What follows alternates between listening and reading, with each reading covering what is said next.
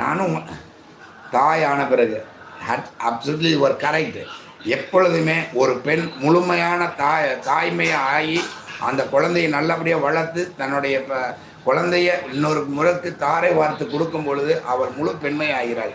காரணம், அவள் பெற்றோரிடம் கஷ்டம், அவர் வளர்ந்த இடம் கஷ்டம், அவன் கணவனிடத்தில் கஷ்டம், அவன் பெற்ற வீட்டில் வந்த இடத்தில் கஷ்டம், பிள்ளையை வளர்ப்பதில் கஷ்டம், பிள்ளையை வளர்த்து இன்னொருவருக்கு கட்டி கொடுக்கும் பொழுது அவள் கஷ்டப்பட்டு தான் அனைத்தையும் செய்கிறாள். அவள் உதிரம் சாய்கிறாள், உள்ளத்தை சாய்கிறாள், நன்மையை சாய்க்கிறாள், தூக்கத்தை சாய்க்கிறாள், அனைத்தும் சாய்த்து தன் குழந்தையை ஒரு மனிதனாக ஆக்கி அவர்களிடம் இன்னொருவரிடம் ஒப்படைக்கும் பொழுது அவள் முழு தாய்மையும் அவளுடைய மொத்த இன்பத்தையும் பெறுகிறாள் என்பதுதான் என்னுடைய சிறந்த கருத்து. நீங்கள் சொன்னது ரொம்ப நன்றி. ஓகே, நீங்கள்